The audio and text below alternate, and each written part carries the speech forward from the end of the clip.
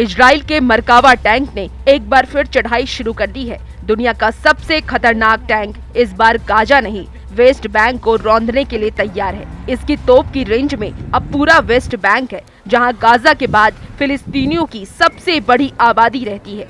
ये तस्वीरें इसीलिए डरा रही है क्योंकि नेतन्याहू ने वेस्ट बैंक में तेज कर दिया है ऑपरेशन आयरन वॉल। लेकिन नेतन्याहू का नया मिशन अब ऑपरेशन कहा जा रहा है, क्योंकि इजराइल अब वेस्ट बैंक को एनाकोंडा की तरह जकड़ना चाहता है।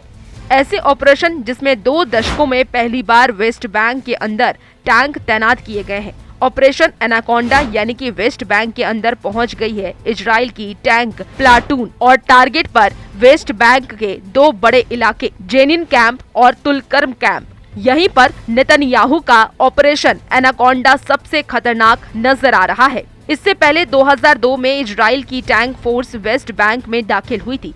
अब 23 साल के बाद फिर इजराइल के टैंक वेस्ट बैंक के अंदर घुस चुके हैं। नेतन्याहू बता रहे हैं कि जो युद्ध का मॉडल गाजा और लेबनान में एक्टिव रहा है, वह अब वेस्ट बैंक में भी इजराइल ने वही मॉडल लागू कर दिया है। ये पूरी दुनिया जानती है कि वेस्ट बैंक कहने को तो फिलिस्तीन में है, लेकिन उसके बड़े हिस्से पर इजराइल की सेना का कब्जा है। इजराइल धीरे धीरे अपने लोगों को वेस्ट बैंक में बसा रहा है ताकि वो पूरे फिलिस्तीन को कंट्रोल में कर सके। ये इलाके वेस्ट बैंक और इजराइल के बीच बफर जोन के तौर पर काम करें, चाहे वेस्ट बैंक के जेनिन हो या फिर तुलकर्म का इलाका। इन दोनों इलाकों पर इस वक्त नेतन्याहू ने नजर गड़ाई हुई है।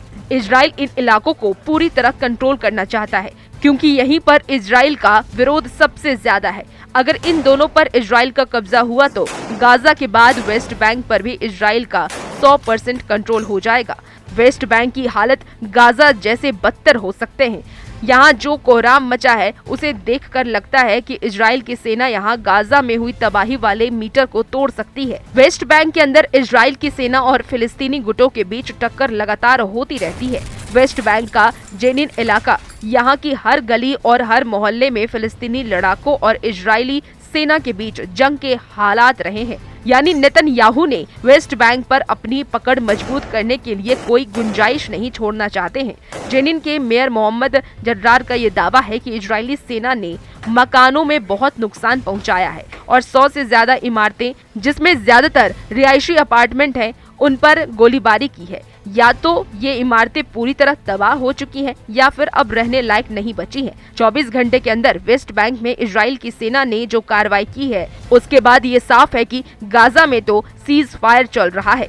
तुर्की की सलाह है कि नेतन्याहू की सरकार को मौका रहते हुए इन आत्मघाती नीतियों को छोड़ देना चाहिए। अंतर्राष्ट्रीय समुदाय को फौरन जरूरी सुझाव देने चाहिए और इजराइल पर दबाव डालना चाहिए।